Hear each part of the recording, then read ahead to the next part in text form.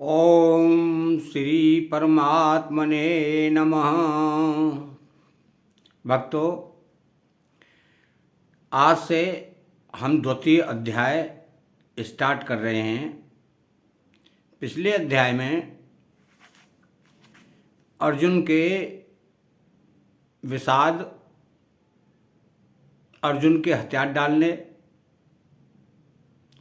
और अर्जुन ने जितनी बातें कहीं उन सभी बातों का जवाब अब भगवान कृष्ण द्वितीय अध्याय के आरंभ से देना आरंभ करेंगे। दुर्योधन ने द्रोणाचार्य से दोनों सेनाओं की बात कही, पर द्रोणाचार्य कुछ भी बोले नहीं। इससे दुर्योधन दुखी हो गया। तब दुर्योधन को प्रसन्न करने के लिए भीष्म जी ने जोर से शंख बजाया। भीष्म जी का शंख बजने के बाद कौरव और पांडव सेना के बाजे बजे। इसके बाद 20वें श्लोक से श्री कृष्ण अर्जुन संवाद आरंभ हुआ। अर्जुन ने भगवान से अपने रथ को दोनों सेनाओं के बीच में खड़ा करने के लिए कहा। भगवान ने दोनों सेनाओं के बीच में भीष्म, द्रोण आदि के सामने रथ को खड़ा करके अर्जुन से कुरुवंशियों को देखने के लिए कहा। दोनों सेनाओं में अपने ही स्वजनों संबंधियों को देखकर अर्जुन में कौटुंबिक मोह जागृत हुआ, जिसके परिणाम में अर्जुन युद्ध करना छोड़कर बाण सहित धनुष का त्याग करके रथ के मध्य भाग में बैठ गए। इसके बाद विषादमग्न अर्जुन के प्रति भगवान ने क्या कहा, यह बात धृतराष्ट्र को सुनाने के लिए संजय दूसरे अध्याय का विषय आरंभ करते हैं।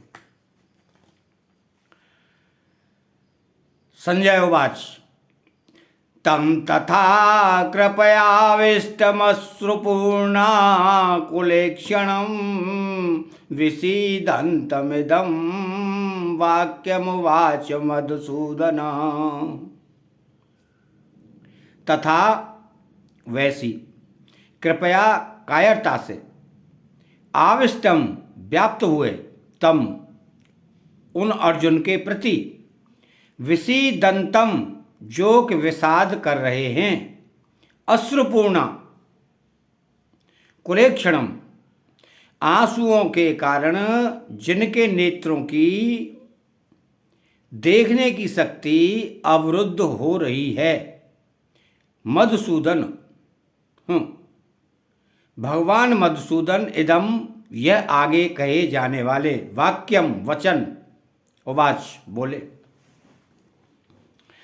अर्थात तम तथा कृपयाविष्टम अर्जुन रथ में सारथी रूप से बैठे हुए भगवान को यह आज्ञा देते हैं कि हे अच्युत, मेरे रथ को दोनों सेनाओं के बीच में खड़ा कीजिए, जिसमें मैं यह देख लूं कि इस युद्ध में मेरे साथ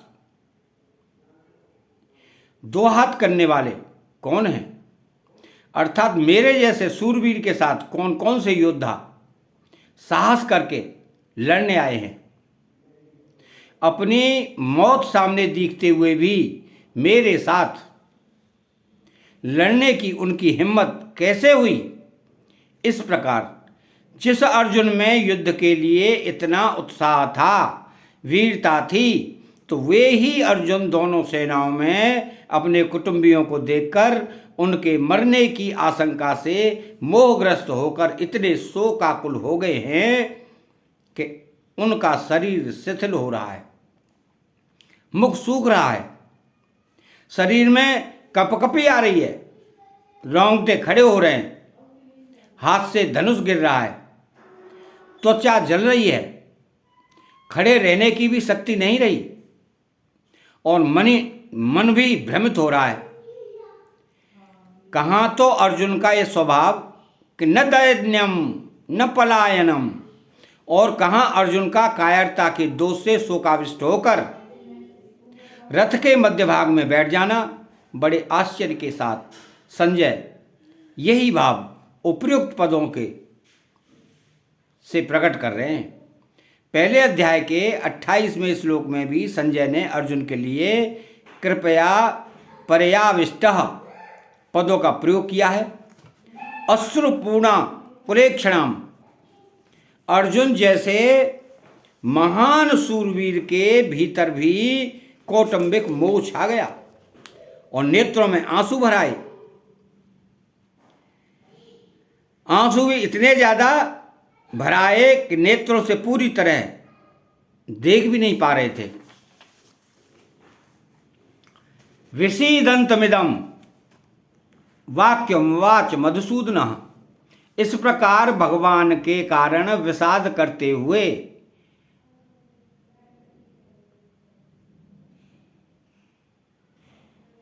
अर्जुन से भगवान मधुसूदन ने ये आगे दूसरे और तीसरे श्लोकों में कहे जाने वाले वचन कहे।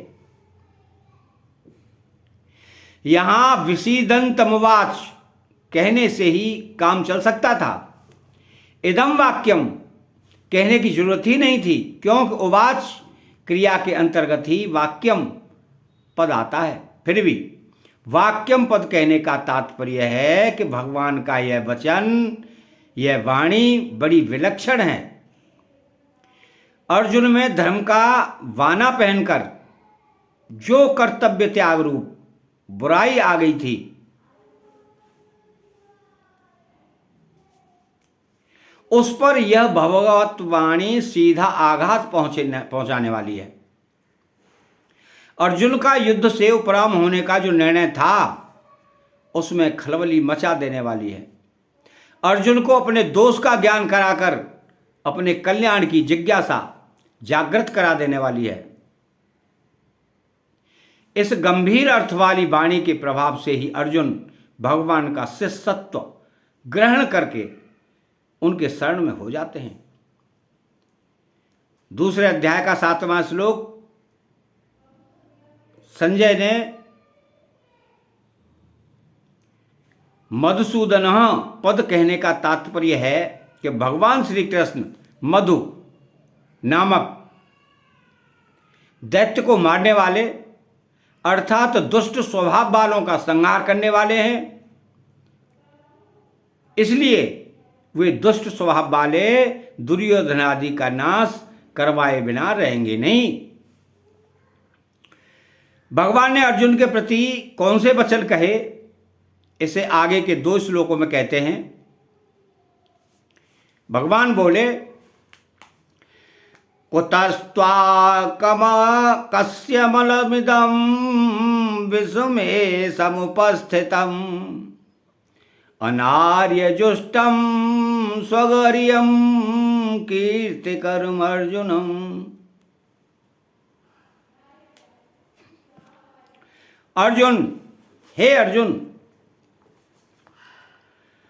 विषम इस विषम अवसर पर तुम्हें इदम यह कस्यमलम कायरता कुतः कहाँ से समुपस्थितम प्राप्त हुई, जिसका के अनार्य जुष्टम श्रेष्ठ पुरुष सेवन नहीं करते,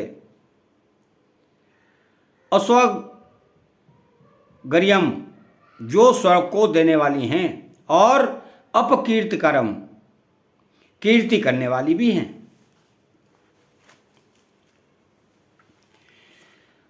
अर्जुन, यह संबोधन देने का तात्पर्य है कि तुम स्वच्छ निर्मल अंतःकरण वाले हो, अतः तुम्हारे स्वभाव में कालुष्य कायरता का आना बिल्कुल विरुद्ध बात है। फिर यह तुम्हारे में कैसे आ गई? कुतस्त्वा कस्यमलमिदम विषमे समुपस्थितम। भगवान आश्चर्य प्रकट करते हुए अर्जुन से कहते हैं कि ऐसे युद्ध के मौके पर जो तुम्हारे में शूरवीरता उत्साह आना चाहिए था, पर इस बेमौके पर तुम्हारे में यह कायरता कहां से आ गई? आश्चर्य 2 तरह से होता है। अपने न जानने के लिए और दूसरों को चेताने के लिए भगवान का यहाँ जो आश्चर्यपूर्वक बोलना है वह केवल अर्जुन को चेताने के लिए ही है, जिससे अर्जुन का ध्यान अपने कर्तव्य पर चला जाए। कुतः कहने का तात्पर्य यह है कि मूल में यह कायरता रूपी दोष तुम्हारे स्वयं में नहीं है, यह तो आगंतुक दोष है जो सदा रहने वाला नहीं है। समुपस्थितम कहने का तात्पर्य है कि यह कायरता केवल तुम्हारे भावों में और वचनों में ही नहीं आई है, किंतु तुम्हारी क्रियाओं में भी आ गई है। यह तुम्हारे पर अच्छी तरह से छा गई है, जिसके कारण तुम धनुष बाण छोड़कर रथ के मध्य भाग में बैठ गए हो।